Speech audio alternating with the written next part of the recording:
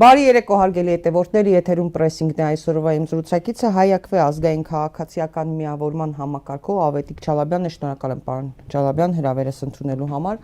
Պարոն Չալաբյան այսօր օրը հետաքրքիր շատ սկսեց։ Նախ ամբողջ սոցիալական ցանցը քննարկում էր Հայաստանի էկոնոմիկայի նախարար ՔՊ-ական Գևորգ Պապոյանի մի հայտարարություն, մի հաշվարկ, սա դիտենք հասկանանք ինչ է կատարվում ՔՊ-ի ներսում, հա, այսպես ասած ընտրությունները խփել է գլխներին, թե ինչ, հա, այս հաշվարկը հասկանանք, որովհետև մեկ այլ հաշվարկի ենք անդրադառնալու։ Խնդրում եմ ներկայացրեք տեսանյութը։ Դուք գնում եք օրինակ 1 օրում 5 լիտր բենզին, որը արժի 520 դրամ, ծախսում եք 1100 դրամ։ Այդ ոնց։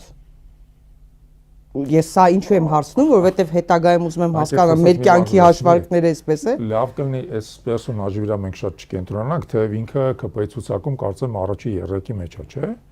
Ցուցակը չեմ նայել, բայց էկոնոմիկայի նախարարի պաշտոնն է զբաղեցնում։ Ես հիշում եմ մի դեպք, երբ որ ինքը մի նախադասության մեջ 3 անգամ սխալ կատարեց, երբ որ խոսում էր հարկերի մասին։ Ուստի ամեն ինչ չի զարմացնում, բայց կներեք, էլ ինքնասիրությունից ցածր եմ համարում այս անձի վերաբերալ, որովհետև մեկնաբանություն։ Հասկացա, բայց ուզում եմ հասկանանք, հիմա իրենց մեր կյանքին վերաբերող հաշվարկները ուզենք թե չուզենք, սրանք են անում։ Մոտապես այս մակարդակով են անում, այո։ Բյուջե եւ այլն, հա, այս մակարդակով։ Գիտեք, մյուս անգամ հիշեք, երբ որ մի նախադասության մեջ 3 անգամ հարկերի մասին սխալ ասում, էկոնոմիկայի նախարարը։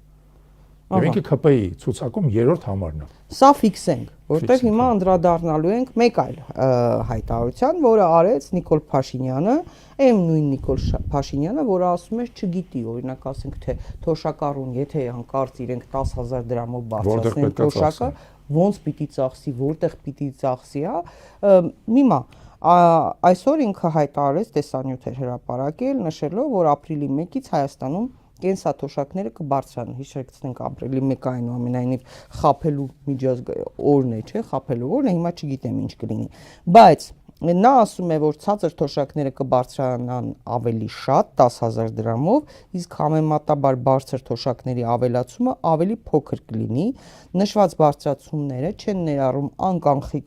առևտրից ստացվող հետվճարները, ինչը նշանակում է, որ փաստացի եկամուտների աճն ավելի մեծ կլինի։ Հիմա եկեք սա հասկանանք, այս ոնց ու որպես նվեր իրենք քաղաքացուն թոշակառուներին ասում են, որ կառավարությունը ժամկետից շուտ է կատարում իր խոստումը, հա, որը պետք է իրականացներ մինչև 26 թվականի հունիսը։ Սա շատ ավելի լուրջ հարց է, ուստի իմ պատասխանը գուցե մի քիչ ավելի հանգամանալի հնչի։ Նախ եկեք արձանագրենք հետևյալը, եւ դրա մասին մենք առաջի անգամ բարձրաձայնել ենք նախորդ տարվա սեպտեմբերին կենսաթոշակների բարձրացման թեմայով տված մեր առաջի մամլո ասուլիսում, Հայ-Ակվեի տված առաջի մամլո ասուլիսում։ Փաշինյանի իշխանության 8 տարիների ընթացքում կենսաթոշակները ոչ միայն չեն աճել, այլ գնողունակության տեսանկյունից նվազել են։ Մեր երկրում ապրող կես միլիոն կենսաթոշակառուները, դա մեր հասարակության այն հատվածն է, որը Փաշինյանի իշխանության օրոք ունեցել է բարեկեցության բացարձակ անկում, որովհետև գնաճը եղել է ավելի մեծ, մասնավորապես ի դեպ շատ լուրջ գնաճ է արձանագրվել սննդամթերք, դեղամիջոցներ, գույքահարկ, որը մարդիկ վճարում են, հա, այսինքն հենց բոլոր այն կատեգորիաները, որոնք անմիջականորեն վերաբերվում են կենսաթոշակառուներին։ Իրական համախառն գնաճը գուցե ավելի ցածր է, որտեղ օրինակ մեքենաների գները այդքան չեն բարձրացել, կամ ենթադրենք սառնաների գները այդքան չեն բարձրացել, բայց կոնկրետ սնունդն է թանկացել։ Իսկ կենսաթոշակառուների պորտֆելում, այսպես ասած, հա, սնունդը շատ մեծ դեր է գրավում, դեղամիջոցները մեծ դեր են գրավում, կոմունալ ծախսերը մեծ դեր են գրավում, իսկ գույքահարկը, որը Փաշինյանի իշխանության սկզբում չնչին գումարներ էր, հիմա դառել է շատ էական գումար։ Հա, բայց ինքը առաջարկել էր թոշակառուներին, կենտրոնում ապրող օրինակ, ասում էր ձեր տները վաճառեք, ինչի եք ապրում այդ տներում, վաճառեք, գնացեք ծայրամասում ապրեք, կամ էլ վարձով տվեք։ Չէ, գնացեք իմտեղ Ենոքավանում ապրեք, իսկ ես էլ ապրեմ կառավարական համառանոցում։ Մեր կենսաթոշակառուներից մեկը, իդեպ Հայ-Ակվեն բազմաթիվ համախոհներ ունի հենց կենսաթոշակառուների շրջանակում, պարզապես ասում էր Փաշինյանին հենց դեմքին ասում էր տեսախցիկի առաջ, ասում էր դու եկել ես գեղից ստեղ ապրելու, որ ես գնամ քո տեղը ապրեմ, բարիբուն իմաստով, լուրջ եմ ասում, տարեցկիներ, այդ կերպ էր ինքը սա անցալում։ Հիմա արձանագրենք այս փաստը, հա, որ Փաշինյանը 8 տարի ըստ էության խափեությամբ քթից բռնած մաներ տալիս մեր կենսաթոշակառու քաղաքացիներին, գիտեք ինչու, համարելով որ մեկը իրանք շարունակելու են իր օգտին քվեարկել, որ կենսաթոշակառուները հիմնականում այսպես ասած գտնվում են Փաշինյանի ռոպագանդայի տակ, ինչ է լինի գալու են իրանք քվեարկելու, բայց մենք կարողացանք դա կոտրել, այդ կարծրատիպը մենք կարողացանք կոտրել, եւ ինչ արեցինք մենք օրինակ Այդ մեր մամուլի ասուլից հետո մենք սպասեցինք ենթադրելով որ դե հաջորդ տարվա բյուջեի քննարկումներն են գուցե մարդիկ կարողանան մի քիչ խելամտորեն ասենք արձագանքեն կենսաթոշակները բարձրացնեն բան եւ այլն մանավանդ որ մենք գիտենք որ այս տարվա բյուջետային ծախսերը նախորդ տարվա համեմատ աճում էր մոտավորապես 300 միլիարդ դրամով իսկ մեր ասացի համար բավական էր ընդամենը դրա 1/4-ը որովհետեւ դրա 1/4-ը հատկացվեր կենսաթոշակների աճին այս մարդիկ հիշում ենք բոլորս ինչպես էին համառությամբ Փրփուրը բերաներին եւ Փաշինյանը եւ իր սոցիալական ապահովության նախարար Արսեն Թորոսյանը բոլորին համոզում որ կենսաթոշակների բարձրացում պետք չի կենսաթոշակառուները չգիտեն այդ գումարը որտեղ ծախսեն այդ պահանջը պոպուլիզմ է եւ այլն Արսեն Թորոսյանը մի անգամ հենց կոնկրետ հայկվեն մեղադրել է ասել դուք պոպուլիստներ եք որ պահանջում եք կենսաթոշակների բարձրացում ասում եք այ հարգելիս ինչու եք մենք պոպուլիստ եթե ձեր իշխանության տարիներին աշխատավարձի Եվ միջին աշխատավարձի եւ միջին կենսաթոշակի միջև ճեղքվածքը 4 անգամից դարձել է 6 անգամ։ Բայց եթե աշխատավարձները աճում են, աշխատավարձ ստացողների, օֆիցիալ աշխատավարձ ստացողների թիվը աճում է։ Ձեր պարգևավճարները աճում են։ Չէ, մի րոպե, իրանցից գանձվող եկամտահարկը աճում է, բայց կենսաթոշակները եւ այո, ձեր պարգևավճարները միլիոններ են կազմում։ Կենսաթոշակը ինչի՞ չի աճում։ Կարո՞ղ բացատրեք, այդ պոպուլիզմը է, թե տարական խելամիտ բան, որ ասում եք կներեք հանրային բարիքը պետք է խելամիտ ու արդար բաշխվի այ ձեր ցավը տանեմ եկել եք արդարության լոզունգներով իշխանության արդարության լոզունգներով եւ կես միլիոն մարդու մատնել եք ծայրահեղ աղքատության դրա արդարությունը ո՞րն է ոչ դեռ էլ ասում էր ինքը ասում էր դուք աղքատ եք որովհետեւ աղքատությունը ձեր գլխում է ես մի բան ձեզ ասում եմ տեսեք կենսաթոշակառուներին չի կարելի այդպիսի բան ասել որովհետեւ այդ են մարդիկ են որոնք իրանց ամբողջ կյանքը 40 տարի եւ ավել աշխատել են այս երկիրը կառուցելու համար, արել են, դրել են, ստեղծել են, գնացել են վաստակած հանգստի։ Պետությունը ունի բացահայտ, բացարձակ պարտավորություն այդ մարդկանց նվազագույն սոցիալական զանգվածը ապահովելու համար։ Մենք սոցիալական պետություն ենք։ Մեր համանadrության մեջ դա գրված է։ Գրված է առաջի տողում է գրած։ Հիմա տեսեք։ Ես կհասկանայի փաստարկը։ Եթե ասեն միջոցները չի հերիքում ասեն միջոցները չի հերիքում, բայց երբ որ իրանք գլուխ են գովում, ասում են մեր օրոք պետական բյուջեն կրկնապատկվել է, բայց եթե պետական բյուջեն կրկնապատկվել է, բայց կենսաթոշակներն էլ պետք է կրկնապատկվեն, չի տրամաբանական է, չէ թե ինչու, բայց չէ, ինչի՞ չեք արել։ Չէ, բայց դուք մոռացել եք նաև ինչեր ասում, դրա համար ժամանակ պետք է հիշեցնել իրենց ասածները։ Գիտնականների մասին ասում էր կոֆե են խմում, ոչ մի բանով չեն զբաղվում, կոֆե խմողներ, հիշում եք,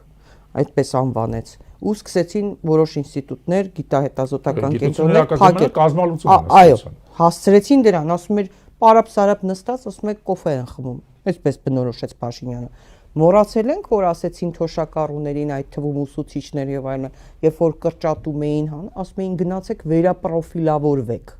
Ասենք օրինակ գնա ինչ ծրագրավորում, ինչ սովորի այդ տարիքի, հա, թոշակառուն, ասում էր բան, աղքատությունը ձեր գլխում է, եթե ուզում եք գնացեք վերապրոֆիլավորվեք։ Աբսուրդ նեոբոլշևիկյան տարբեր այսպես ասած լոզունգները, բայց միտքը շարունակեմ։ Հիմա տեսեք,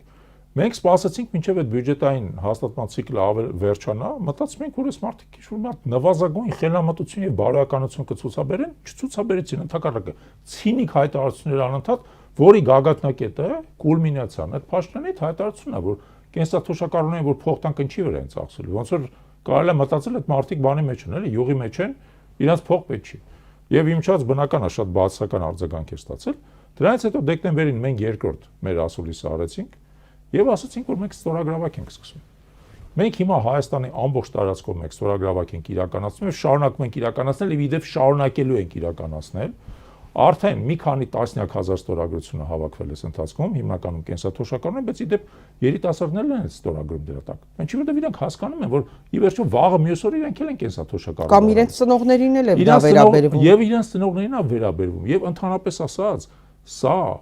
սերունդների համերաշխության եւ սոցիալական արդարության եւ բարեկեցիկ ծերության հարց է։ Պետությունը պետք է երաշխավորի բարեկեցիկ ծերություն, որովհետև տեսեք հիմա օրինակ միջին աշխատավարձի եւ միջին թոշակի միջև ճեղքվածքը 6 անգամ է։ Դա նշանակում է, որ մարդը երբ որ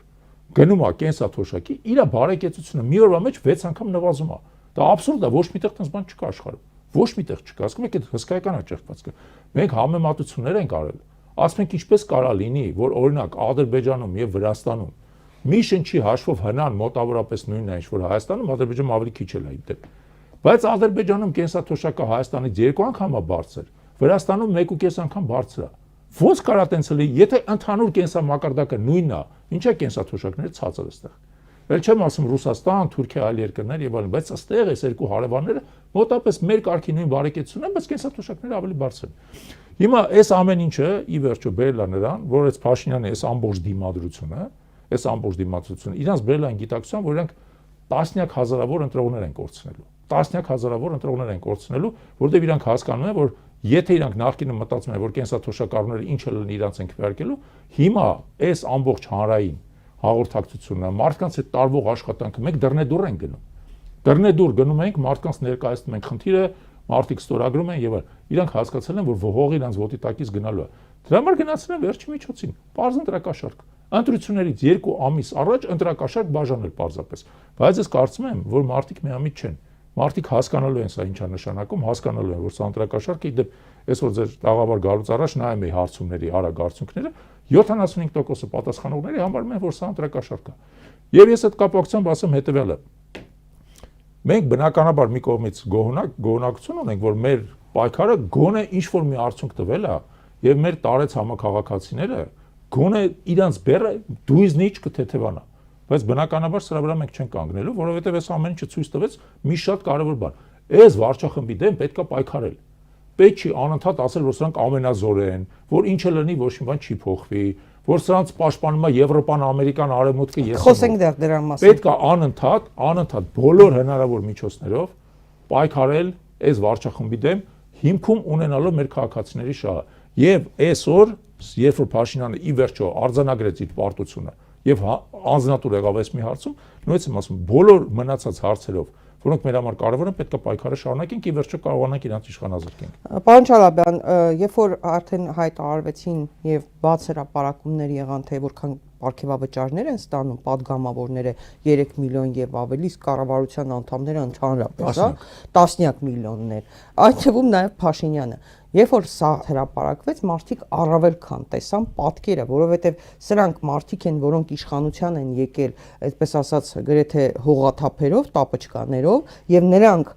նրանցից շատերը հիշում եք, նույն Արարատ Միրզոյան, Նիկոլ Փաշինյան ասում էին իբրև թե ապառիկով են կենցաղային սարքավորումներ տան համար վերցնում, կամ իրենք բարերում, ռեստորաններում, կաֆեներում պարտքով էին, նիսիայով էին սուրճ կամ գարեջուր խմում, եւ հիմա նրանք խոսում են միլիոններից։ Բայց չեք կարծում, որ իրենք նաև այս բանի հասկանալով այս խուճապը կա իրենց մոտ, իրենք հասկանում են, որ մարդկանց ձայները կորցնում են, իրենք իրենց ծուղակն են ընկել։ Ինչու՞, որովհետև իրենք ներկայացնում են պատկեր, որ իբրև թե տեսեք ինչ տնտեսական աճ ունենք, այս ցուցանիշները նկարում են դնում են, բայց իրենք ընկել են իրենց իսկ լարած թակարդը, որովհետև անհամապատասխանություն կա այնուամենայնիվ բյուջեի իրական վիճակի եւ հնարավորությունների կամ ներկայացված պատկերի։ Տեսեք, մենք երբ որ զբաղվում ենք հենց կենսաթոշակների հարցով, շատ լուրջ վերլուծության ենթարկեցինք, ինչի վրա է ծախսում մեր բյուջեն, եթե ավելի քան 2 անգամ աճել է բյուջեն։ Եվ այդ ընթացքում կենսաթոշակային ֆոնդը պրակտիկորեն չի աճել։ Ընդամենը մի 15-20%-ով փոխվել, հա, բայց միջոցները ուր են գնացել։ Մեզ այդ հարցը հետաքրքրում էր, դրա համար մենք բյուջեն մանրամասն վերլուծության ենք ենթարկել։ Պատասխանը անկեղծ ասում եմ, իմ համար էլ շոկ է այն պատասխանը։ Օրինակ Փաշինյանի իշխանության օրոք դուք ասում եք պարգևավճարների մասին, եւ դա երևացող մասն է, դա այսբերգի գագաթն է, որը մենք տեսնում ենք, որը իմիջիայլոց փորձել են իրան գաղտնի պահել, բայց դա բացահայտվեց, իրանք էլ խայտարակ եղան, հա։ Բայց այսբերգի ներքևը ավելի մեծ բաներ ձեզ ասեմ։ Փաշինյանի օրոք մեր պետական պարտքի սպասարկման վրա ծախսվող միջոցները, եթե 2018 թվականին կազմել են 145 միլիարդ դրամ, այս տարի կազմում են 425 միլիարդ դրամ։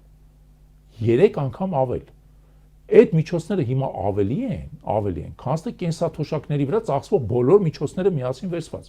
Մենք պետական պարտքի սպասարկման համար ավելի շատ տոկոս ենք վճարում, քան թե թոշակառուներին բոլորին միասին վերցած թոշակ։ Պետական պարտքը ավելացրեցին, իրենք արդեն պարտքը Խնդիրը միայն այն չի, որ պետական պարտքն են ավելացրել։ Իրանց ապաշնորհության արդյունքում պետական պարտքի սպասարկման միջին տոկոսադրույքը իրանց իշխանության օրոք 4.5%-ից դարձել է 7.5%։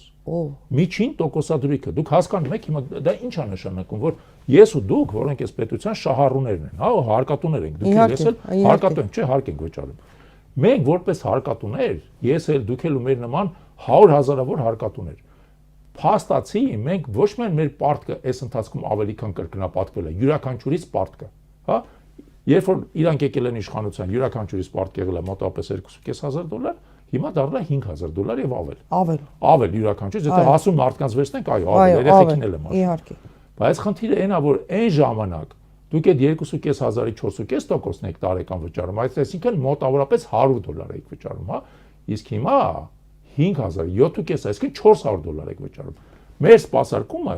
եռապատկվել է, հասկանում եք։ Մեզանից յուրաքանչյուրը տարեկան մոտավորապես $400 գումար է վճարում պետական պարտքի սպասարկման։ Այսինքն կենսաթոշակային ամբողջ ֆոնդից քանի անգամ ավել։ Ավել,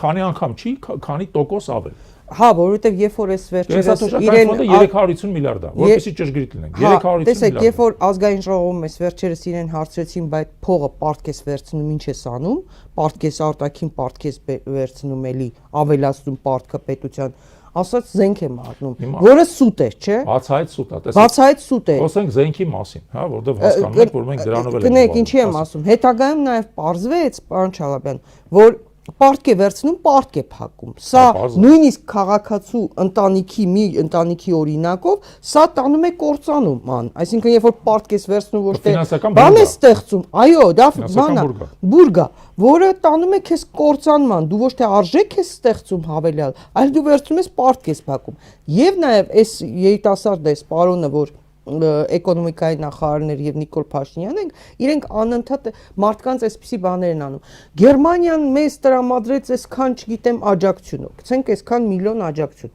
Հետո որ նայում ես, տեսնում ես այդ աջակցությունը սուտա, բլեֆ է, մի փոքր մասը դրամաշնոր է, մնացածը վարկ է, բարձր տոկոսներով։ Հետո իրենք էլ դա տալու են մեր բանկերին, որ բանկերը տան, այդ էլ տոկոսը ավելանում, քաղաքացու վրա նորից տոկոսը ավելանում։ Հիմա տեսեք, օրինակ զենքի մասին խոսանք, հա։ Այո։ Պետական պարտքը այս տարիների ընթացքում հիմա քան որ ամեն օր աճում պետական պարտքը, հա, համարյա մոտավորապես 8 միլիարդ դրամով աճել է, դոլարով աճել է, կնեք։ Այդ ընթացքում սպառազինությունների գնումները կազմել են մոտավորապես $2 միլիարդ։ $2 միլիարդ են կազմել, եւ դա պաշտոնական թիվ է, որովհետեւ ամեն տարի պետական բյուջե է հաստատվում, բյուջեում կան պաշտպանական հատկացումներ, բայց ամենակարևորը հետեւյալն է։ Բոլոր միջպետական գնումները սպառազինության, դա բաց ինֆորմացիա է։ Գործարքների գները եւ այլն դրանք բաց ինֆորմացիա են, հա, դու կարող ես չիմանալ, ասենք սպառազինության տեխնիկական պարամետրները, դա գաղտնիք է։ Բայց դու գիտեք քանի միավոր յուրաքանչյուրի ինչ արժեցել, կոնտրակտը ինչ արժեցել, ինչի որ բոլոր երկրները այդ ինֆորմացիան բացում են, տրամադրում են եւ այլն։ Այսինքն երբ որ մարդիկ ասում են մենք այդ փողը վերցնենք, որ զենք ենք, սուտ է։ Այդ փողի ընդամենը 20%-ն է կամ 25%-ն է, որը ծախսվել է զենքի վրա։ Ինչի վրա ծախսվում մնացածը։ Մենք այո, փողը վերցնում է, որ նախորդի տոկոսը փակվի, այսինքն մենք արդեն այո հայտնվել ենք այդ ֆինանսական բուրգի մեջ, բայց ուրիշ պատճառներ կան։ Պատճառներից մեկը ձեզ ասեմ, ամենապարզ բանից մեկը։ Երբ որ Փաշինյանը եկել է իշխանության, մենք ունեցել ենք ըստ էության 3 իրավապահ մարմին։ Մեկը ազգային անվտանգության ծառայությունը, մեկը քննչական կոմիտեն եւ մյուսը դատախազությունը, հա։ Իր օրոք ազգային անվտանգության ծառայությունից առանձնացել է արտաքին հետախուզությունը, քննչական կոմիտեից առանձնացել է կոռուպցիոնը։ Այսինքն մենք ունենք հիմա 5 մարմին։ Ուրեմն 8 տարիների ընթացքում այդ 5 մարմինների վրա կամ նախկին 3 մարմինների վրա ծախսերը ավելի քան եռապատկվել են։ Բա որակական ինչ փոփոխություն։ Չէ, որակական փոփոխությունը շատ մեծ է։ Այդ բոլոր մարմինները միասին զբաղված են ձեզ եւ ինձ գաղտնալսելով։ Եպիսկոպոսների վերաբերյալ ենթադրենք կեղծ տեսագրություններ տարածելով, ցիվիկի միջոցով կեղծ տեսագրություններ տարածելով, հա։ Եպիսկոպոսների վերաբերյալ օրինակ կամ ուրիշ հոգևորականների վրա կեղծ տեղեկանքներ տրամադրելով, կեղծ քրեական գործեր սարքելով, Սամվել Կարապետյանի հետ կապված կեղծ քրեական գործ թխելով, որում 50 քննիչ է մասնակցում եւ ավել։ Կեղծ քրեական գործում։ Այսինքն բազմաթիվ կեղծ քաղաքականապես մոտիվացված քրեական գործեր են, որոնք այո հսկայական ռեսուրս են պահանջում, բայց ամենավատը այն է, սիրելի սատիկ, որ այդ հսկայական ռեսուրսը ես ու դուք ենք վճարում։ Իհարկե։ Մենք ենք վճարում մեր հարկերից հսկայական մեքենա է սպասարկվում ըստ էության, որի միակ նպատակը իշխանության քաղաքական պատվերը կատարելն է։ Բայց դրան զուգահեռ փողոցներում մարդիկ իրար վրա ավտոմատներից կրակում, իրար սպանում են։ Դրան զուգահեռ իրար դանակահարում են եւ այլն, ասենք սպանությունների մակարդակը աննախադեպ բարձր է։ Հիմա միշտ ասում ենք մեր մոտ ցածր է, բայց անընդհատ աճում է եւ այլն, էլի։ Եվ դրանք բոլորը իրար հետ փոխկապակցված են, այսինքն դու 3 անգամ ավել ծախսես իրավապահ մարմինների վրա։ 3 անգամ ավել։ Ու քո հանցագործությունների մակարդակը շարունակաբար բարձրանա, դա նորմալ է։ 3 հանելա 3 տեղակալների ներքին գործերի նախարարը։ Հա, բայց այդ տեսեք, ախր ոստիկանությունը, այդ ամբողջ շղթայի մեջ ոնց որ ամենափոքր դեր ունի ինչ-որ իմաստով, որտեղ ոստիկանությունը բարեկային ծառայություն է իրականացնում։ Եթե դուք ուզում եք հանցագործությունները կանխեք հանցագործությունները, ոչ թե պարզապես արձանագրեք։ Այդտեղ են մյուս մարմիններն են կարևոր ֆունկցիա կատարում։ Եվ այդ մյուս մարմինների ամբողջ ռեսուրսը տրամադրված է այսօր քաղաքական պատվեր կատարելու։ Հա, Նիկոլ Փաշինյանի տեղաշարժերը, բանը գործ կարել սրա վրա հրահանգները։ Այնպես չի, որ մարդիկ այդ իրավապահ համակարգում այդ ամեն ինչից գոհ են։ Ես օրինակ իմ քրեական գործի հետ կարող եմ ասել, որ կա կապված ասել։ Դատախազը, որը իմ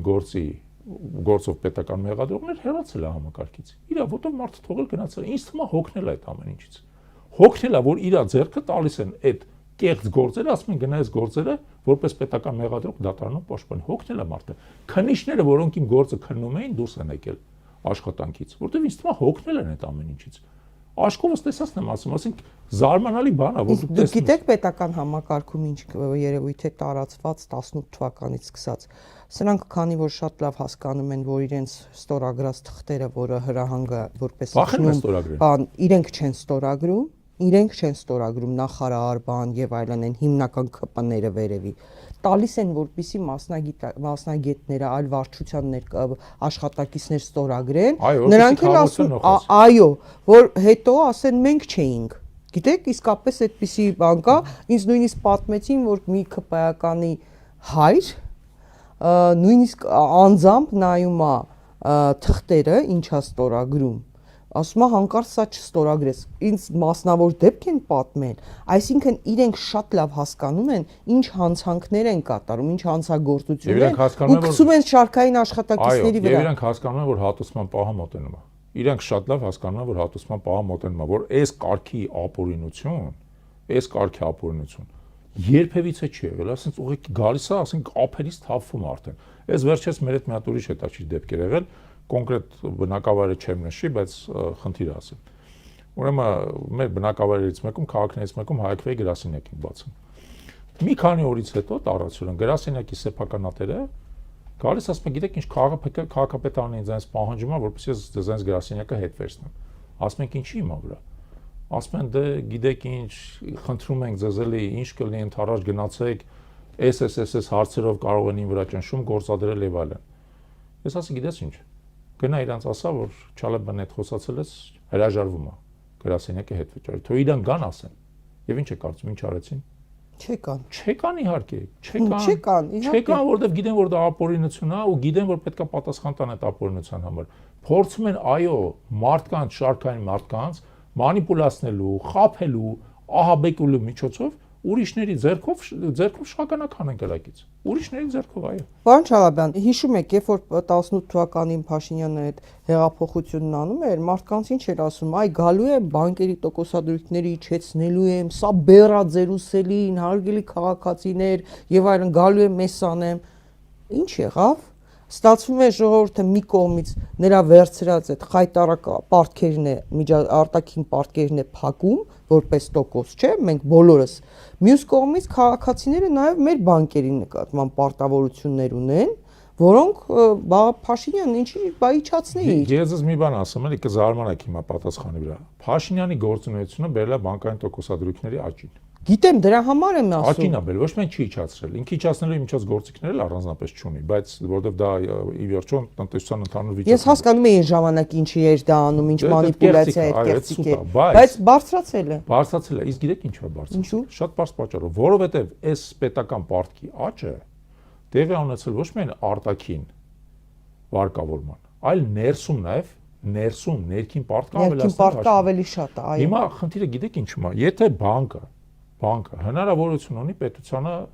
տարին 12%-ով կամ 11%-ով ենթադրենք հսկայական քանակությամբ փոխառություն կամ վարկ տրամադրի։ Այդ բանկը մտածում է հետեւյալ բան. դա իմ համար ամենաանշարժ, անվտանգ, հա, ոչ ռիսկային փոխառությունն է։ Ես դա տալիս եմ 12%-ով պետությանը, իսկ երբ որ գալիս է ինչ-որ մի հատ բիզնեսմեն, որը ի դեպ այդ նույն պետությունից 1000 ու մի թելերով կախված է, ռիսկային է, վտանգված է եւ այլն։ Ես իրան պետք է տամ 15%-ով, 16%-ով, որովհետեւ այլապես ես միշտ երաշխավորված 12%-ով կարող եմ գումարները տեղաբաշխել։ Փաշինյանը ստեղծել է մի հատ իրավիճակ, Փաշինյանը իր ֆինանսների նախարարը, երբ որ փաստացի երկրում փողը թանկացել է, ինքը արել է իր արածի ուղիղ հակառակը։ Եվ իրանք մինչև վերջ ինձ թվում է կամ չեն հասկանում իրանց արածի հետևանքները, կամ հասկանում են, բայց փորձում են քողարկեն այդ։ Իրականում այո, Հայաստանում փողը իրանց գործունեության արդյունքում թանկացել է։ Տեսեք ինչ արեցին, այս մեծ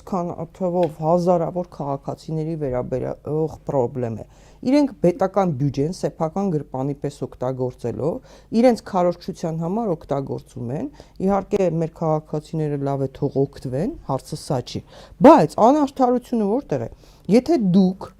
ԿՊԱ-կաններ ԿՊԱ-կան կառավարություն անհուսալի վարկերը ներում եք, բա մյուսներն ինչ անեն։ Այսինքն ովքեր որ ձեզ հետ փոխկապակցված են, ում որ դուք բան եք անում, որ ձեզ ձայն տան, դուք ներում եք այդ անհուսալի վարկերը, բա մյուսները ինչ անեն։ Դա բացահայտ քաղաքական կոռուպցիա է։ Գիտեմ։ Ես ավելին ասեմ, Սաթիկ ջան, նայեք։ Ուրեմն հայտնի է, չէ՞, որ այդ պարգևավճարները 1000-ից ավել մարդ է ստացել։ Իհարկե։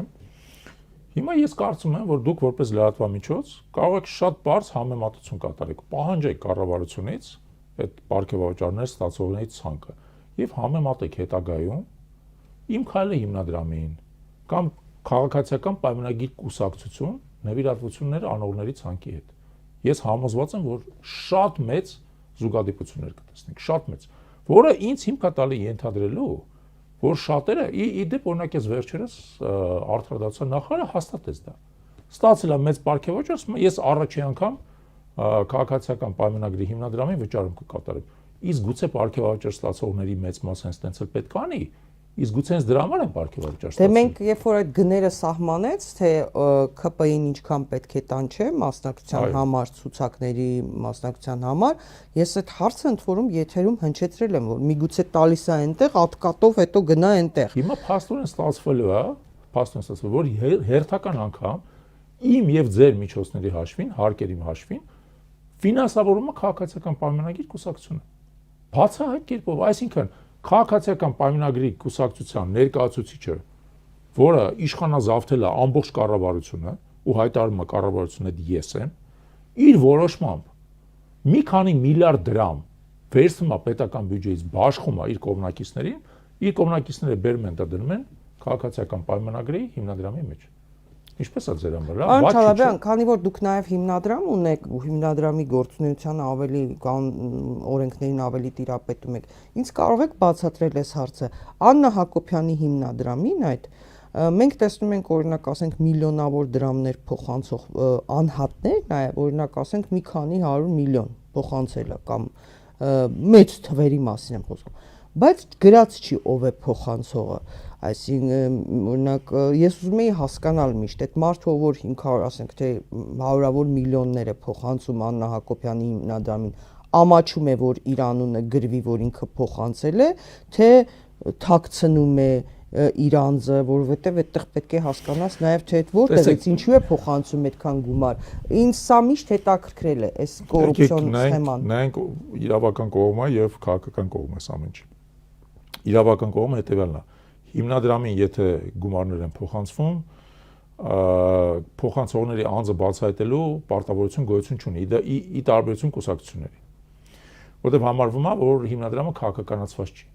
Խնդիրը նրանում է, որ Իմ քայլը հիմնադրամը եւ նմանատիպ մի շարք հիմնադրամներ իրականում քաղաքական կուսակցության մասնաճյուղ են հանդիսանում։ Նրանք հանդիսանում են քաղաքացիական պայմանագիր կուսակցության մասնաճյուղ։ Եվ սա փաստացի, այ օրենքի մեջ պետք է խստացնել, որ այն հիմնադրամները, ինչպես կուսակցությունների մասին օրենքում կա այդպիսի ձևակերպում։ Եթե հիմնադրամի ղեկավարությունը եւ կուսակցության ղեկավարությունը որոշակի չափով իրար հետ համընկնում են, փոխկապակցված են, ընտանիքի անդամներ են եւ այլն, դա պետք է ավտոմատ բերի նրան, որ այդ հիմնադրամի հաշվետվողականության նկատմամբ պահանջները բարձրանան, որտեղ փաստացի կարող է ստացվի հետեւյալը։ Չեմ պնդում ես, բայց ժամանակին հետաքննություն կարվի կպարզենք։ Կարող է պարզվում է, որ այն մարդը, որ այդ հիմնադրամի փոխանցում է կատարել եւ իր անձը թաքցնում է, այդ փոխանցումը կատարում է զուտ որպես կոռուպցիոն վճար, որովհետեւ իրար համար ենթադրենք ինչ որ մի բան է արվել կառավարությունում, տրվել է իրան, ասենք ինչ որ մի արտոնություն, տրվել է իրան մի հատ տենդեր եւ այլն, այդ ամենը ինքնա դրա դիմաց այդ հիմնադրամը մաս հանելը, այսպես ասած, ատկատա տվել։ Աշխարհում վաղուց տարածված պրակտիկա է, կոռուպցիոն, հա։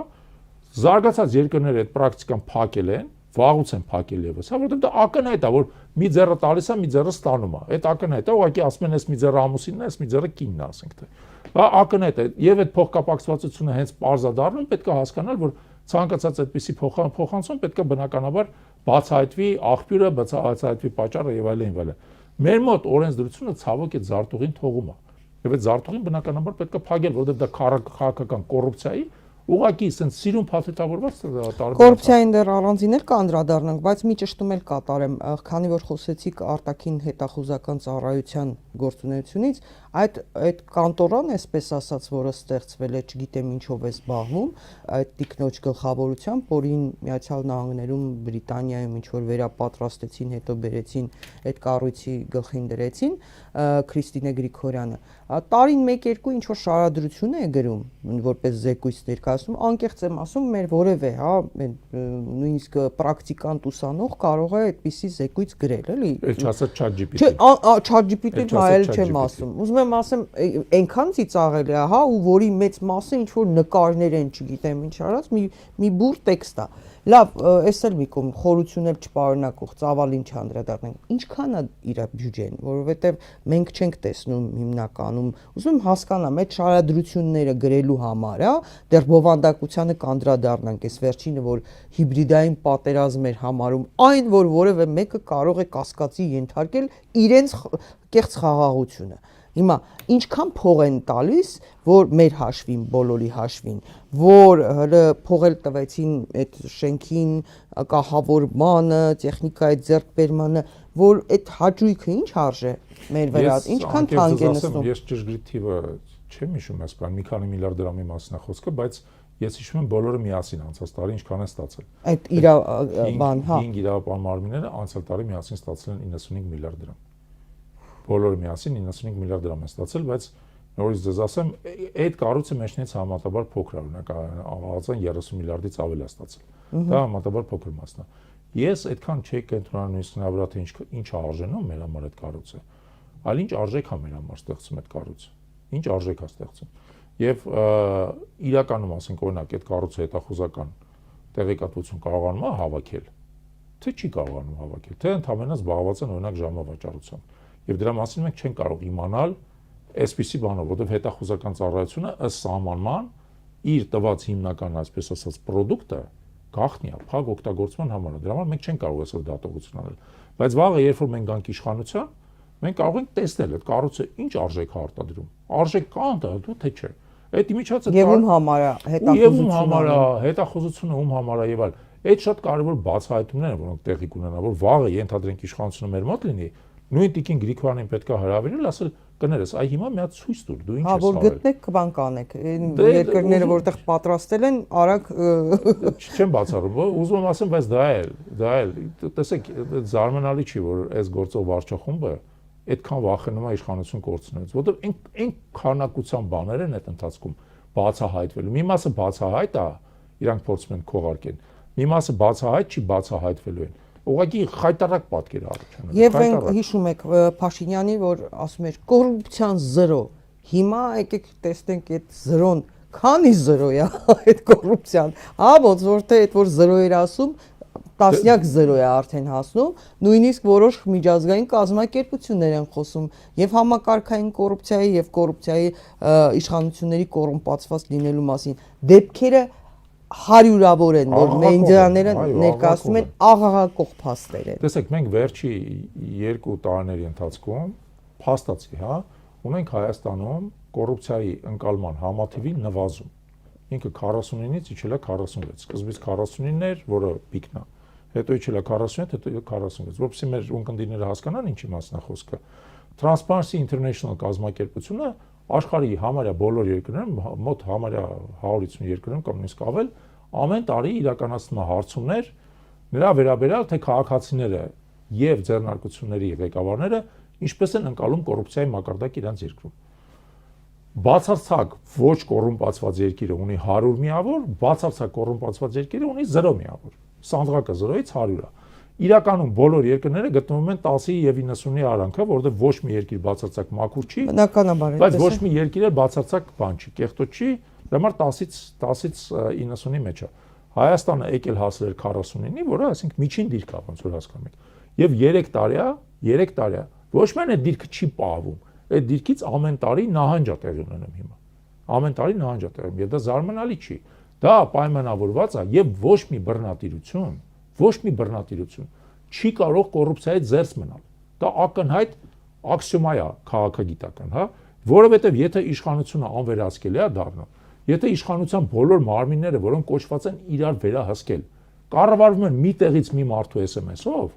վաղ թե ուշ կոռուպցիան սկսում է բոլորին խեղդել, որովհետեւ բոլորը մի բանով են կապված իրար հետ։ Իսկ հնարավոր է հետագայում օրինակ ասենք իշխանափոխությունից հետո ողջել, թե այդ գումարները որ ԿՊԱ-կանը Փաշինյանից սկսած, ասենք որ երկրներում ինչ հաշիվներ ունեն, ինչ բաներ լինեն, որովհետեւ սա էլ շփազանց կարևոր բան է, եկան, այսպես ասած, Արցախը հանձնեցին, ինչքան վատություն կար արեցին այս պետության այս ժողովրդին ու ասենք հանկարծ չգնան ու ինչ որ երկրներում վայելեն այդ ունեցված շատ պարզունակ եմ հարցս տալիս, բայց սա որևէ միջին վիճակագրական քաղաքացու հետաքրքրում է, որտեղ իրենք տեսնում են թե ինչպես են վարվում այս երկրի հետ, այս խմբակը Եվ ինչ խնդիր են լուծում։ Այս իշխանության օրոք, այս վարչախմբի օրոք ընդունվեց Ապոնի գույքի բռնագանձման մասին օրենքը։ Մենք թերևս բազմաթիվ վերապահումներ ունենք այդ օրենքի հետ կապված, մասնավորապես երբ որ նա վերաբերվում է երրորդ անձանց, բարեխիղճ գնորդներին եւ այլն, որոնք չպետք է տուժեն, եթե իրանք բարեխիղճ կերպով գնել են ինչ-որ մի հատ գույք, որը ինչ-որ մարդու մոտ ապօրինի է առաջացել, բայց միևնույն ժամանակ չենք հակառակվել, հասկանալով հետեւյալը. եթե այդ օրենսդրությունը սկսում է գործել, վաղ թե ուշ այդ օրենսդրությունը գործելու է նաև այս վարչախմբի նկատմամբ։ Վաղ թե ուշ նույն գործերը հարուցվելու են նաև այս վարչախմբի անդամների նկատմամբ։ Որտեղից ձեզ առանձնատները, որտեղից ձեզ հաշիվները, որտեղից ձեզ սեփականությունն եւ այլն։ Այո, այդպես էլ պետք է լինի, իհարկե։ Յուրաքանչյուրի հետևից, որը այս ընթացքում ապօրինի հարստացել է, Փաշինյանի իշխանության օրոք, այո, պետք է հետամուտ լինել, գնալ, հասկանալ որտեղից է։ Իդեպ, գիտեք ինչու՞ է հարցը։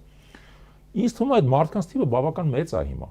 Այդ մարդկանց թիվը բավական մեծ է։ Եվ պարզապես կոռուպցիայի ձևերն են ավելի քողարկված դարձել, ինչ որ իմաստով կատարելագործվել են մարդիկ, կոռուպցիոն իրանց։ Օրինակ մեծ թվով 1 գնորդի տենդերներ են իրականացնում, որը պետք է բացառություն լիներ։ Եվ իրենց ընտանիքի անդամներ են, իրենց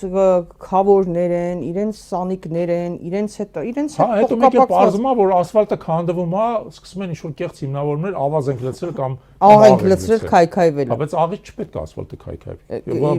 Ասֆալտ նոր ենք տեսնում, ԿՊՆ-կավ նոր տեսանք ասֆալտ մինչը։ Ամեն ձմեռել այդ բոլոր այդ բաները նյութերը լցվում են, այդ հասկանալի է։ Ասֆալտը դրանից չպետք է քայքայվի։ Քայքայվում է, որովհետև տեխնոլոգիան չի պահպանված։ Տեխնոլոգիան չի պահպանված, որովհետև այդ փողը կերած է մեջից։ Փողը ինչա մեջից կերած, որովհետև բավարար վերահսկողություն չկա։ Իսկ բավարար վերահսկողություն չկա, որովհետև երկու կողմն է փողը տվողը ու փողը առնողը բարձրացնում նույն մարդն է իրականում։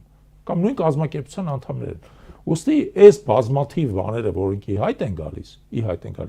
սրանք ցույց են տալիս, որ այո, երկրում կա համակարգային կոռուպցիա։ Ինքը այս ընթացքում քաղցկեղի պես նորից վարակել է երկիրը։ Եթե իշխանափոխությունից հետո որոշակի վախ կար, կոռուպցիան նահանջեր ապրել, հիմա այդ կոռուպցիան բռնատիրության պայմաններում սկսում է նորից տարածվել։ Իդեպ, եթե Փաշինյանը վերարտադրվի, ամեն պատասխանատվությամբ բնդում անում։ Կոռուպցիան շարունակելու է Հայաստանում ծաղկել եւ նոր մակարդակների հասնել։ Ինչի որտեվ եթե իշխանությունը ունի հակակշիռներ, ոչ միայն դա, ասենք չեք տեսնում լկտիությունը ինչ հայտարարություններ են անում։ Հիմա նույն իհարկե ես առիթ ունեցել եմ խոսելու, ասենք Նիկոլ Փաշինյանը մեկնում է Վաշինգտոն, Աննա Հակոբյանը եւս գնում է Վաշինգտոն ու հանդիպում է բաների, բուդդիստ վանականների, որոնց հետ քայլում է, հա, ես ուզում եմ այն դեպքում այն մարդիկ, որոնք մեր եկեղեցականներին մեղադրում են ամենածանր հանցագործությունների մեջ, մանկապիղծից մինչև, չգիտեմ, KGB-ի ագենտ եւ այլն, ու ինչ գրահիկ բարերով, բառապաշարով գրառումներ են անում։ Գնում է, ասենք թե մասնակցելու բան, ինչ որ վանականների, բուդդիստների քայլերթի, հանուն խաղաղության։ Արևմուտքում գիտեք, շատ լավ գիտեք, ինչքան են այդպիսի բաներ։ Ով ասեք քայլում է։ Հիմա եւ գնացել է ընդամենը ֆոտոներ անելու իրենց ալոկաշան հետ, նրանք էլ են շան հետ քայլում, ու ասելու, գիտեք, մեր չալոն են, մենք էլ չալո ունենք, մենք էլ ենք քայլելով եկանք իշխան։ Ում հաշվին կներեք։ Մեր էլի։ Այ դա եմ ասում։ Ես թքած ունեմ ինքը ում հետ է գնում քայլի, չքայլի եւ այլն։ Բայց ես շատ ավելի լուրջ կկենտրոնանայի ոչ թե նրա վրա, թե ում հետ է քայլում Աննա Հակոբյանը, այլ օրինակ նրա վրա, որ այդ ընտանիքը օգտագործում է ամբողջ պետական համակարգը, իրավապահ համակարգը, որը իդեպ նորից հիշեցնեմ սնվում է իմ եւ ձեր վճարած հարկերով, որպիսի անձնական վենդետա ծավալի կաթողիկոսի դեմ։ Անձնական վենդետա բարի բուն իմաստով։ Մենք եկեք հիշենք, հա, երբևիցե խորթային տարիներին նույնիսկ չենք ունեցել դեպք, երբ որ կաթողիկոսի դեմ քրեական գործ հարուցված լինի։ Ես կհասկանայի, ասենք, որ տակ ինչ-որ հանցագործություն լիներ, բայց տակ հանցագործություն չկա, բոլորս գիտենք, չէ՞, որ դա շինծու, կեղծ, անհեթեթ պատրվակով արել։ Ինչպես օրինակ Արշակ Սրբազանինը, խնդրեմ, քանի փորձագիտական եզրակացություն է դրսից ստացվել միջազգային տարբեր կենտրոններ, որ դա շինծու հորինված բան է, տեսանյութ է։ Տեսեք, այսինքն մենք ունենք մի հատ իրավիճակ, երբ որ այս ամբողջ այս Փաշինյանական ընտանիքը, ես ենթադրում եմ, որ ենք այո, ընտանիքով են այդ որոշումները ընդունում, մեր միջոցներով բարի բուն իմաստով վենդետա է իրականացնում հոգևորականների, քաղաքացիների նկատմամբ։ Եվ սա մեր տեսանկյունից բացարձակ անընդունելի է։ Սրա վերջը պետքա տրվի, բայց սրա վերջը տալը հնարավոր է միայն իշխանափոխության դեպքում, որովհետև այն ինչ որ Հայաստանում տեղի է ունեցել, մենք դա մինչև վերջ գուցե չենք գիտակցում, բայց դա իշխանության բացարձակ զավթում է։ Բոլոր պետական մարմինները, բոլոր պետական պաշտոնները զավթված են մի խմբի կողմից։ Մենք Հայաստանում նույնիսկ նախկինում այդ իրավիճակը չենք ունեցել։ Ես հիշեցնեմ, օրինակ, երկրորդ նախագահի օրոք կառավարությունը գտնվում էր հանրապետական կուսակցության ձեռքում, եթե հիշում եք, վարչապետը հանրապետական էր։ Նախագահը կուսակցական չէր։ Եվ մենք բազմիցս հիշել ենք իրաց, հիշում եք, ասենք հակասությունները։ Հակասություններ կար եւ Քոչարյանի եւ Ազգեն Սարգսյանի միջեւ, հակասություններ կար Քոչարյանի Անդրանիկ Մարկարյանի միջեւ։ Դա նորմալ է։ Դա նորմալ է, այսինքն դա ասում են, որ պետական համակարգը հենց այդպեսին պետք է լինի։ Տարաձայնություններ պետք է լինեն, հակասություններ պետք է լինեն, որպեսզի այդ ամեն ինչի մեջից ճշմարտությունը ծնվի։ Հիմա դու ունես պետական համակարգ, որտեղ բոլոր որոշումները, բացարձակ բոլոր որոշումները միանձանց են։ Այդ միանձնել կներեք, էլի, բան չի, ակադեմիկոս չի, Օքսֆորդ չի ավարտել եւ այլն։ Նաեւ բացի դրանից անկիրթ, մեծամիտ եւ ամբարտավան անձնավորություն։ Թերուս։ Անկիրթ, մեծամիտ եւ ամբարտավան։ Եվ մենք փաստացի բոլորս դարձել ենք նրա այս կամայականությունների պատանդը։ Եվ նույնիսկ ասում, դա կոտրելու միակ ձև այդ մարդուն իշխանությունից հեռացնելն է։ Եթե դա հետևանք չունենար, հա, ինչ ուզում է լինի, բայց մենք հետևանքները աղետալի են, դա եմ ասում, աղետալի են լինում։ Պարոն Չալաբյան, դուք գոնե շատերին ճանաչում եք վստահ եմ, Սփյուռքից այն գործարարներին, որոնք կոչով դիմեցին Նուբար Աֆեյանը, Անթոնի Բարսամյանը, Լորդ Արադարսին, Էրիկ Իսրայելյանը, Վահե Գաբրաշը, Վաչե Մանուկյանը, Ջոզեֆ Ուղուրլյանը եւ Պերճ Սեթրակյանը, որոնք կառավարությանը կոչ արեցին դադարեցնել եկեղեցու դեմ այդ հարձակումները եւ հայ առաքելական եկեղեցու միջև հակամարտությունը առհասարակ դադարեցնել, չխառնվել եկեղեցու ներքին գործերին, որ եկեղեցին եթե բարեփոխվելու խնդիր ունի, ապա ինքը պետք է իր ներքին հարցն է եւ ինքը պետք է դա անի։ Դրանից հետո Նիկոլ Փաշինյանը ասաց, որ բանը զգուշացրել է, որ չլսեն, որ չխոսեն այդ գործարարները։ Հիմա ուրեմն կզգան մեր զգուշացումները, այսինքն սպառնալիք այս մարդկանց հասցեին։ Հիմա Վաչե Մանուկյան, որը նաև ժամանակին, եթե Հայաստանի բանկային համակարգը ունեցել է որոշակի վստահություն, որպիսի միջազգային հեղինակավոր բանկեր մուտք գործեն, օրինակ դեմս HSBC, հա, այդ թվականներին ես հիշում եմ ինչքան կարևոր էր, որովհետև այդ տարիներին, որ Հայաստանը լինի այնպիսի վստահելի, հուսալի երկիր, որ նման խոշոր բրենդերը ցանկանան գան այստեղ, ասենք կամ Արցախում, Հայաստանում ինչքան գործեր են արել, չես մարդիկ,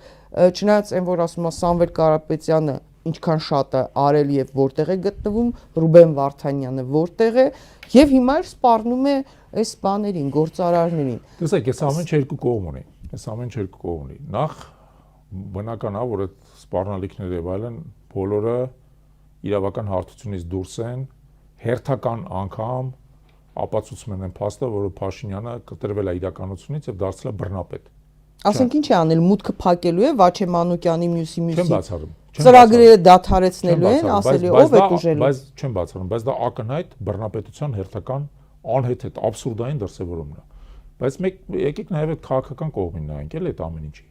Դա ցույց է տալի Փաշինյանի եւ նրա վարչախմբի հոգեվարքը, որովհետեւ իդեպ ինչպես է տեղի ունենում ցանկացած բռնապետության անկում, ինչպես է տեղի ունենում։ Բռնապետությունը սկզբից մեկի հետ է կռվում, հետո մյուսին է կռվում, հետո սկսում է մեկին պիտակավորել, հետո աշճանաբար նա ինքն է մեկուսանում է։ Փաշինյանը կանգնել է ինքնամեկուսացման ճանապարհի վրա։ Նա գտնվում է այդ ինքնամեկուսացման ճանապարհի վրա։ Վեհափար Հայրապետի հետ նրա այս անհեթեթ ծավալած այս արշավը նրա դեմ, նրան բերում է ինքնամեկուսացման։ Եվ դա աստիճանաբար իր շուրջը օղակն է ձգում հիմա։ Եկեք թողենք թո ձգի, որովհետև ըստ էության ինքը այո հայտնվել է այն փակողի մեջ, որից ինքը ելք չունի։ Հա, բայց տեսեք, ինչ զրպարտություններ են նա տարածում, ասում է բարերարի դիմակի տակ թաքնված Էջմիածնի գանձերի հետևից ընկածները, Էջմիածնի գանձերի վրա աչք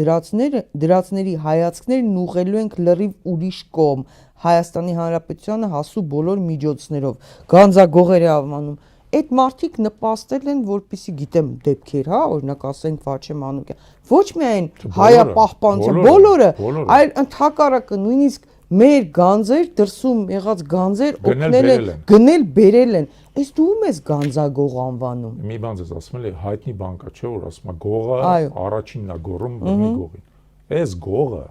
գողը, հա, այս մեր հայրենիքի, Արցախի, մեր արժանապատվության այս գողը փորձում է բոլորին գող կարգել։ Մի զարմացեք, նորից եմ ասում, սա բռնապետության այն եզրափակիչ փուլն է, երբ որ ինքը մտել է ինքնամեկուսացման եւ ինքնակործանման բանի մեջ արդեն, գործընթացների մեջ։ Իդեպ նայեք, իրանց ներսում էլ է քայքայում սկսել։ Հենց իրանց կուսակցության ներսում։ Եվ դա զարմանալի չի, որովհետեւ ինձ թվում է շատ կուսակցության անդամներ,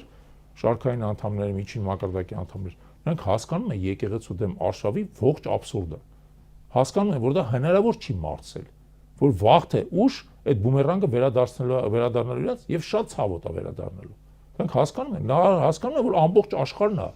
ըստ էության իրանցից երես շրջելու եւ դա այդ գործընթացը սկսել է։ Դուք ասում եք այդ 8 բարերարների մասին, հա, գործարար բարերարների մասին, բայց դա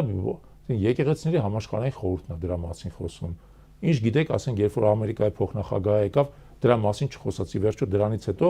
որոշ հոգեվորականների խափանման միջոցները մեղմացվեցին, չէ՞։ Բայց ինչ գիտեք, նրանք էլ են, չէ՞, հավատացյալ մարդիկ են, ինչպես հենց Վենսը կոնկրետ հավատացյալ մարդ է։ Ինչ գիտեք, չի ասել խոսակցության մեջ, որ համը մի հանի։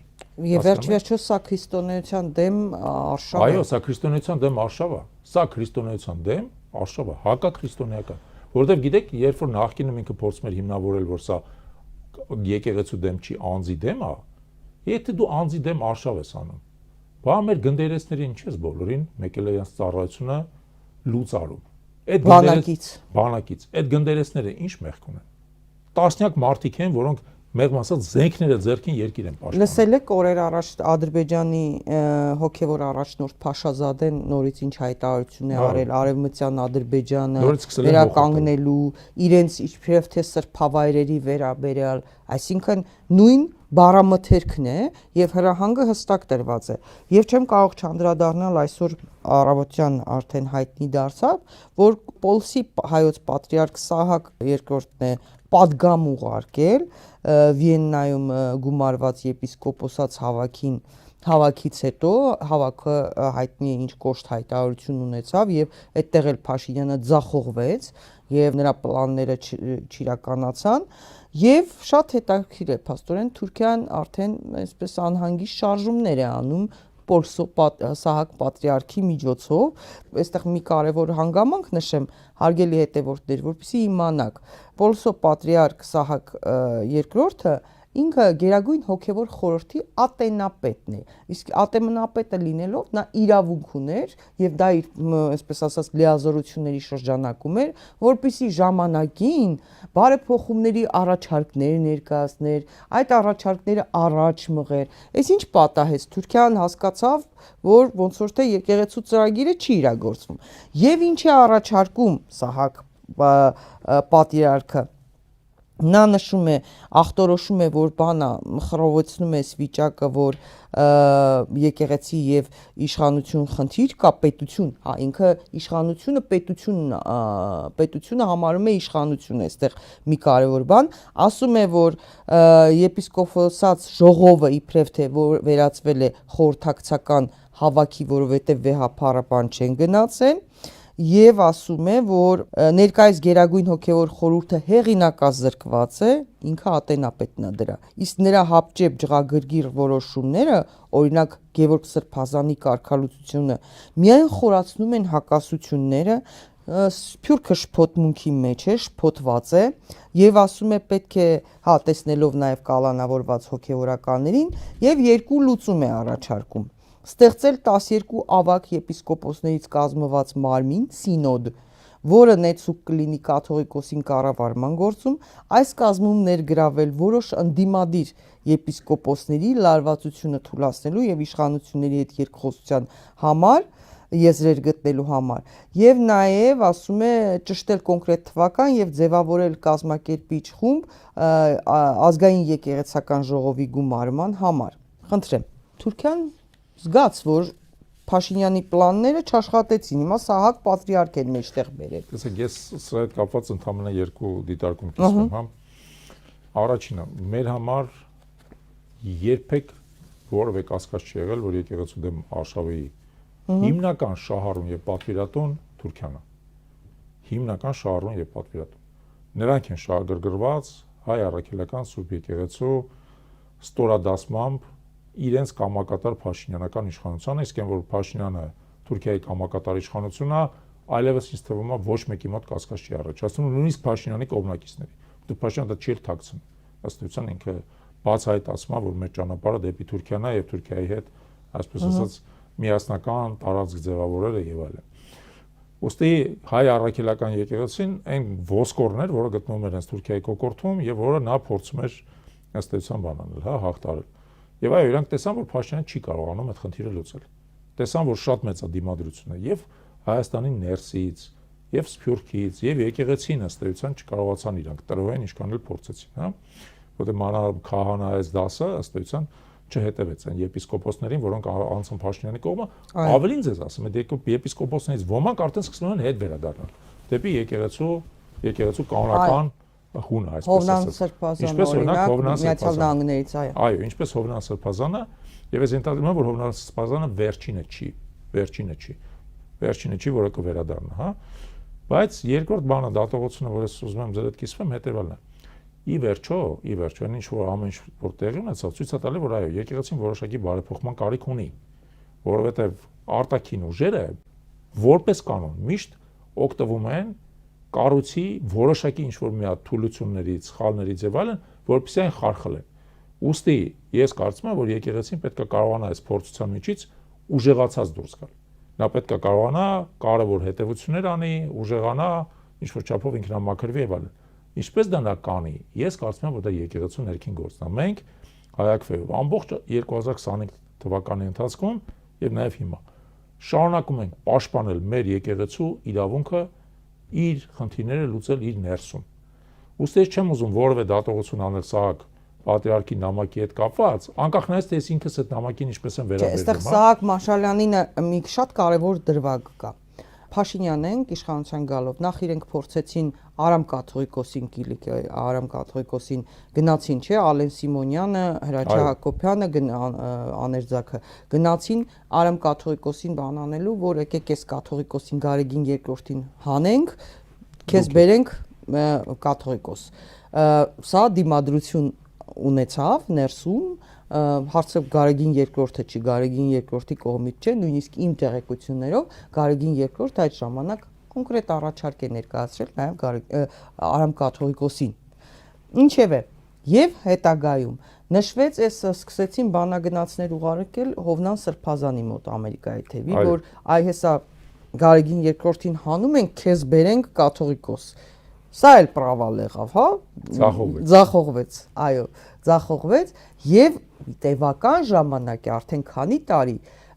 նշվում է, որ Թուրքիայից ուզում են Սահակ Մաշալյանին բերել Կաթողիկոս եւ հիմա Սահակ Մաշալյանը ատենապետը լինելով Գերագույն հոգեվոր խորհրդի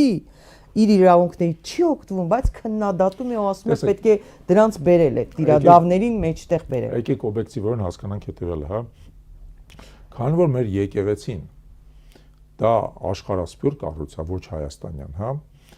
Նա ըստ էության իր կառույցները ունի աշխարհի բոլոր երկրներում, որտեղ կա հայկական համայնք, ներառյալ նաև Թուրքիայում։ Այո։ Եվ հիշեցնեմ ձեզ, որ ի տարբերություն շատ ուրիշ երկրների, Թուրքիայում մեր պատրիարքը ի վերջո հաստատվում է թուրքական պետության կողմից։ Եվ Թուրքիայում հայ առաքելական եկեղեցու պատրիարքը ակնհայտորեն իր վրա կրում է թուրքական պետության որոշակի ազդեցություն։ Անխոս։ Դա մենք բոլորս հասկանում ենք, չէ՞։ Եվ դա ինչ որ չափով բացատրում է, թե ինչի է հիմա այնտեղից այդ կարգի ուղերձ գալի։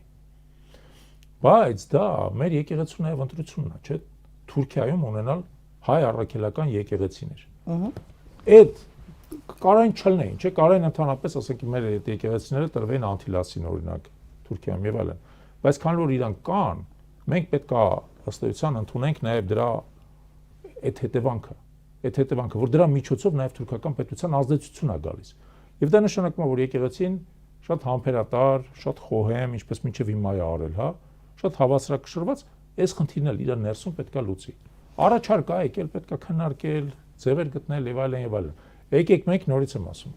շատ չփորձենք եկեղեցու ներքին գործերին խառնենք, որովհետեւ այդ դեպքում մենք ինչու ենք Փաշինյանից տարբեր։ Մենք ամբողջ այս ընթացքում եկեղեցին պաշտպանել ենք խառնվում, բայց պետք է բացատրենք օրինակ Սահակ Մաշալյանն ինչու է սա անում։ Թուրքական ազդեցությունը։ Վերջացավ։ Թուրքական ազդեցությունը։ Բայց նորից ենք ասում, ի վերջո մենք հասկանանք, մեր եկեղեցին շատ լուրջ կառույց է, նա այս ընթացքում ցույց է տվել ինչ որ իմաստով, հա, իր ինստիտուցիոնալ խորությունը, իր իմաստությունը, բարդ իրավիճակներում, փորձություններում հավասարակշիռ կեցվածք դրսևորելու իր կարողությունը։ Նույնը վեհապարի մասին, հա, շատերը հենց վեհապարի գլխավորությամբ։ Հիմա նույնը կանի, կարծում եմ կանի այս մի խնդրի մեջ ով։ Պարոն Չալաբյան, ընտրությունների մասին Թուրքիայի արտգործնախարար Հական Ֆիդանը հայտարարեց իր աջակցության մասին ու չգիտեմ ինչ սոցհարցումներից է օգտվում Հական Ֆիդանը, ինքը գիտի Թուրքիայի արտաքին հետախուզության ղեկավարն էր, էլի ինչ իմանամ ինչից է օգտվում, որ հարցումներից։ Կայա Կալասները, Մարտակոսերը Եվրոպայից Կայա Կալասը ասաց, որ բանա խնդրել են աջակցենք Մոլդովայի օրինակով եւ աջակցելու են գումար են հատկացնում։ Ամերիկայի փոխնախագահ Ջեյ Դի Վենսը իր աջակցության մասին անթակույց հայտարարեց, իրենք բոլորն էլ շատ լավ հասկանում են, որ դա միջամտություն է այլ երկրի գործերին, ներքին գործերին, բայց արեցին։ Հիմա կամ Նիկոլ Փաշինյանին վիճակը այնքան վատ է, ում տեսնում ասում է կլինի ինձ աջակցող հայտարարություն անես, այն էլ ասում են լավ, հարց չկա, մի հատ հայտարարությունա կանենք։ Կամ եւ ուզում եմ հասկանամ, այս աջակցությունը մեր ժողովրդի վրա, օրինակ ասենք Վենսը աջակցեց Փաշինյանին։ Հիմա եկեք մի հատ այսպես ճամբարակ գյուղի բնակիչ սահմանամերձ, որը ռեալ կյանքի հետ կռիվ է տալիս, կյանքի եւ մահվան առաջ կանգնած, կամ Ամասիայի այն քաղաքացին, որը տեսնում է ադրբեջանցիները ազատ ելումուտ են անում, պրախադնոյի դվոր են սարքել, գալիս են ասում են, այս մեր տարածքներն այսա հետ են գալու, մեր օջախները վերցնենք։ Այս մարդկանց վրա ազդում են Վենսի, Հականի հայտարարությունները, ինչ ազդեցություն է ունենա, ինչ հետևանք է ունենալու ընտրական process-ում։ Կարծում եմ, որ մեծ հետևանք չի ունենալու եւ դա մի քիչ պատրանք է Փաշինյանի կողմից, որ անընդհատ այս դրսից տղա բերելու կամ կալասի դեպքում աղջիկ, բայց էլի տղա ընդհանուր առմամբ, հա, փողոցային ժարգոնով, եթե ասենք, դրսից տղա բերելու այս մոտեցումը կարծում եմ շատ չնչին ազդեցություն ունի, որովհետև մարդիկ ի վերջո իրենց ընտրությունը կատարելու են ելնելով իրենց կենսական պահանջներից, իրենց ընկալումներից, կենսական, այսպես ասած, կարիքներից։ Մարդիկ արդեն 8 տարի ապրելով այս իշխանության օրոք, եթե միջոց ասեմ, իշխանությունը շատ ավելի լավն է լիներ, մարդիկ հոգնած կլինեն, որովհետև ի վերջո մարդիկ ցանկացած իշխանությունից են հոգնում։ Բայց մի իշխանություն, որը այս քանակությամբ ձախողումներ է թույլ տվել, որը պարտությունները փորձում է որպես հաղթանակ կամ ձեռքբերում առնվազն ներկայացնել, որը անընդհատ իր սեփական խոսքը փոխում է։ Տարածություն մի քանի ամսով այսօր սկսեցին կենսաթոշակներից չէ։ Այո։ 3 ամիս առաջ դեկտեմբեր ամսին է Փաշինյանը ասել, որ չի բարձրացնելու թոշակները։ 3 ամիս առաջ։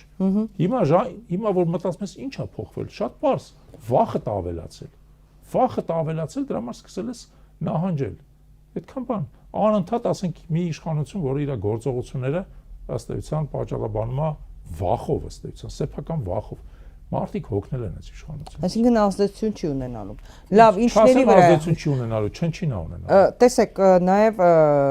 իշխող ուժը քաղաքացիական պայմանագիր խմբակցությունը ազգային ժողովում ընտրական օրենսգրքում փոփոխություններ կատարեց, նպատակը ակնհայտ բաց այո պարզ էր, որպեսզի դիտորդական առաքելություններին խոչընդոտներ ստեղծեն, թույլ չտան, որ իրենց գործը անեն։ Ընդ որում սա հակասում է նաև Վենետիկի պահանջներին, Վենետիկի հանձնաժողովի պահանջներին, այո, որ պետք է որևէ այսպիսի փոփոխություն պետք է անել ընտրություններից առնվազն 1 տարի առաջ, հա, սրանով են իրենք թքած ունեն այդ նույն Վենետիկի հանձնաժողովի վրա։ Հիմա ուղղված էր եւ ձեր դեմ եւ այլ դիտորդական առաքելությունների եւ հատկապես Հայաքվեն, հատկապես ձեր դեմ, որովհետեւ ամենամեծ դիտորդական առաքելությունը Հայաքվեն ունի, մանավանդ որ տեսնում ենք թե Դանիել Իոնիսյանների մյուսների թիրախում, հա, ինչպես է գտնվում այս ուշադրության կենտրոնում Հայաքվեն, հասկանում ենք։ Նախ սրա մասին խոսենք, ինչպես է լինելու, ինչ է լինելու, ինչպես է արվելու, արևմուտքը աչք է փակելու բոլոր կեղծիքների վրա, որովհետև ընտրությունները հո միայն քվեարկելու օրը չի, արդեն կեղծիքները գնում են, չէ՞, մենք հիմա որ խոսում ենք, սրանք ինչ են, ընտրակաշարք, ընտրակեղծիքներ։ Եվ նաև խոսում են, ես չգիտեմ որքանով է ճիշտ, ինչ որ նույնիսկ նշվում էր, որ կոնկրետ երկիր, բայց չանդրադառնամ դեռ դրան, նշվում էր, որ ինչ որ հազարավոր անձնագրեր են տպել, կեղծվել, հա, կա այդպիսի բան։ Նույնիսկ նշվում էր, որ երկրում են արել, ինչ են արել։ Ասում են, որ Վրաստանում են հայտնաբերվել, որ Թուրքիայում են տպվել, Վրաստանում հայտնաբերվել։ Նշվում է, այո, հազարավոր անձնագրերի մասին։ Հիմա այս պայմաններում, պարոն Չալաբյան, երբ որ արգելանքն են դնում, թույլ չեն տալու, Մոլդովա երկուս են սպառնում անել Սամվել Կարապետյանին եւ որոշ այլ ուժերի չթողնել մասնակցել ընտրությունների, հա, մենք սենց գնում ենք, ինչ ելք ենք սպասում։ Կարևոր հարց եք տալիս եւ այդ հարցը մեզ հաճախ են տալի, երբ որ ասում են, եթե դուք ուզում եք ընտրություններին մասնակցեք, համոզված եք, որ կարող եք իշխանապողություն իրականացնել ընտրություններով։ Տեսեք, ես անկեղծ ասած դրանով մինչև վերջ չեմ կարող համոզված լինել, որովհետև հարցի պատասխանը կախված է նրանից, թե գործող վարչախումբը ինչ չափի է պատրաստ խախտել օրենքը, սահմանադրությունը, քաղաքացիների իրավունքը, սեփական իշխանությունը երկարաձգելու համար։ Ես չգիտեմ այդ հարցի պատասխանը։ Ես տեսնում եմ արդեն, ես տեսնում եմ իրանք ինչ են անում։ Ես տեսնում եմ իրանք ոնց են, այո, օրենքը մի գիշերվա մեջ տարածել են փոխում, որպեսզի փաստացի արգելափակեն դիտորդական առաքելությունները ընդհանրապես։ Այո, մեր դեմ ուղղված, բայց ընդհանրապես դիտորդական առաքելություն։ Չեմ բացառում, որ օրենքի այլ փոփոխություններ կարող են լինել, որպեսզի կարողանան ել ավելի բարդացնել իրենց հետ մրցակցող, իրենց ընդդիմացող ուժերի մասնակցությունը ընտրություններին։ Չեմ բացառում, որ ընտրությունից մի քանի օր առաջ փորձեն օրինակ մասնակցող ուժերից որևէ մեկին հանեն մրցաշավից կամ մի քանիսին։ Ոչ մի բան չեմ բացառում, ուստի ճիշտ չէ լինի նույնիսկ հիմա ասել, որ դե մենք համոզված ենք, որ մեր մոտ լավ ընտրություններ լինելու։ Չէ, համոզված չեմ, ընդհակառակը։ Խնդիրը ստեղ ուրիշ է։ Առաջինը, եթե կա հնարավորություն ընտրություններով փոխելու, մենք պետք է այդ հնարավորությունից օգտվենք։ Դա ակնհայտ է, որովհետև ընտրությունները իշխանափոխության միակ լեգիտիմ ճանապարհն են, որը մնացել է։ Նախկինում շատ էր խոսվում բանի մասին, իմպիչմենտի մասին, բայց այդ մեխանիզմը չաշխատեց։ Չնայած դա էլ եթե գործի դրվեր, դա էլ լեգիտիմ, լեգիտիմ չաշխատեց, այս իրականության պայմաններում չաշխատեց, ուրեմն ընտրություններն է, այդ մեկը։ Պետք է առավելագույնս փորձել ամեն ինչ անել ընտրություններով։ Այս պահին բոլոր սոցիոլոգիական հարցումները ցույց են տալիս, որ գործող իշխանությունը չի կարող մաքուր ընտրություններով հաղթել։ Չի կարող այն իշխանությունը, որը հասարակության ընդամենը 20% աջակցություն ունի, ընտրություններ հաղթել, բայց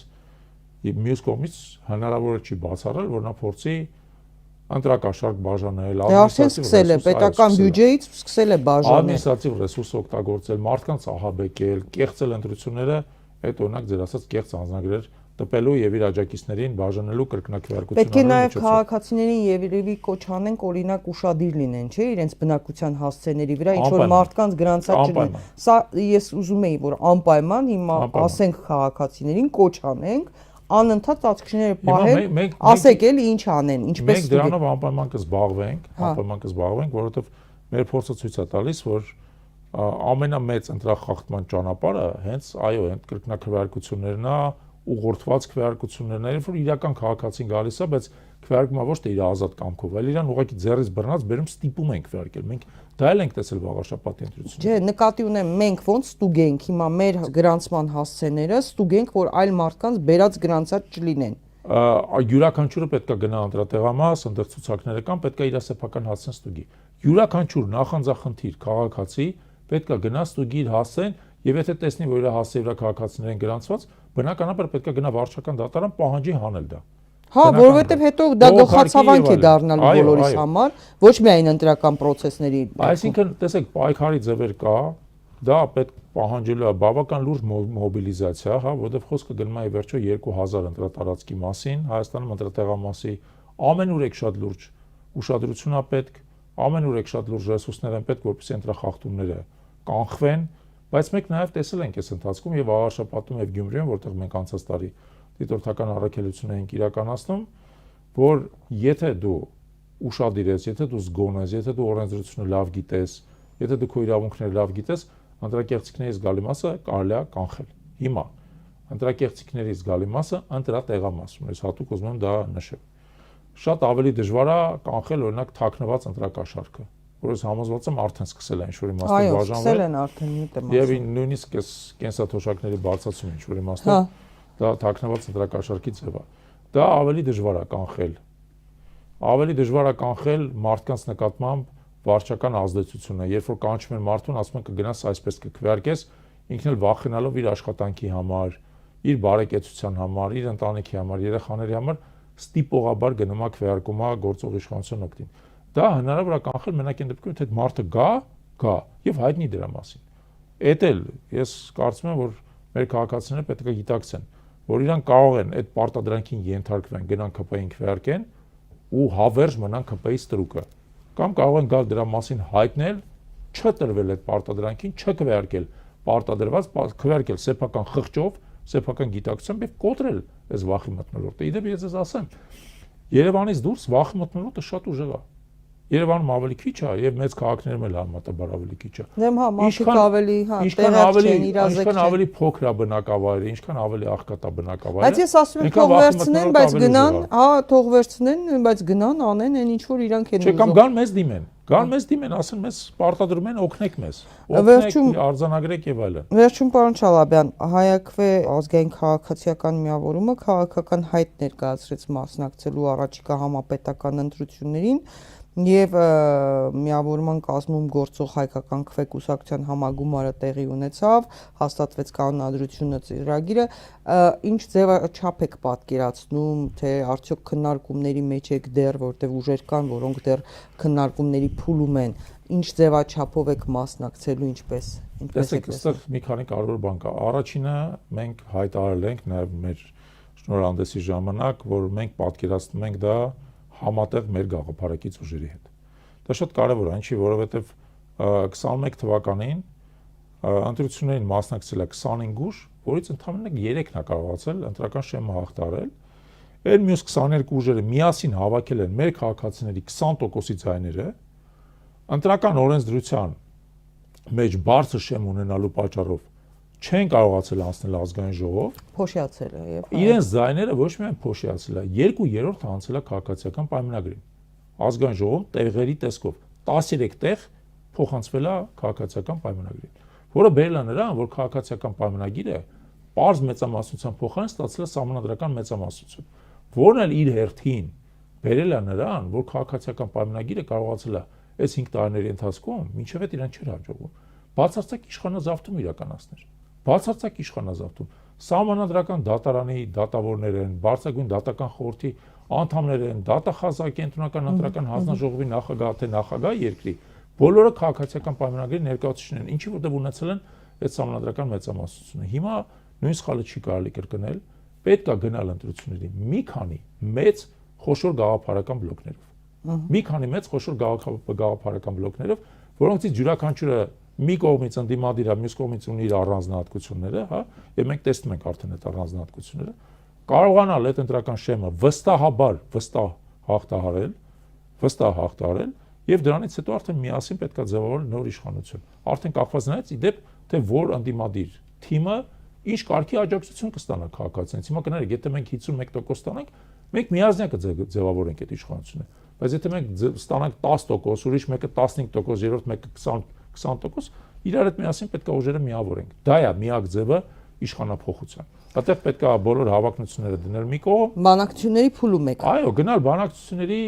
գտնել, այո, այն բանաձևերը, որ մենք մեծ հնարավորություն կտան ոչ միայն իշխանափոխություն իրականացնել, այլև այնպիսի իշխանություն ձևավորել, որը կկարողանա կայուն լինել, որը կկարողանա այս մեր բոլորիս տված խոստումները իրականացնել, որը կարողանա մեր ժողովրդի վստահությունը ի վերջո նվաճել, մեր ժողովրդի նորմալ ապագայի, նորմալ հեռանկար տալ։ Դա շատ կարևոր է, գիտեք ինչ, եթե մենք ընտրությունները հաղթենք, բայց կես տարի հետո ազգային ժողովը լուծարվի, որովհետև ձևավորված կոալիցիան ուղղակի չի կարողանում կառավարել։ Դա շատ ավելի մեծ հիասթափություն կլինի, հասկանում եք, շատ ավելի մեծ հիասթափություն։ Ուստի հիմիկ բանից պետք է կենտրոնանալ նրա վրա, որ մաքսիմալ խոշորացում տեղի ունենա քաղաքական ուժերի եւ դրանք էլ ըստ էության պատրաստ լինեն, այո, ազգային ժողովում պատասխանատվությունը կիսել։ Շնորհակալ եմ, պարոն Չալաբյան, շատ հետաքրքիր զրույցի համար։ Հարգելի հետևորդներ, հիշեցնեմ կրկին, որ իմ զրուցակիցն էր Հայաքվե ազգային քաղաքացիական միավորման համակարգող Ավետիք Չալաբյանը։ Կհանդիպենք, հաջողություն ձեզ։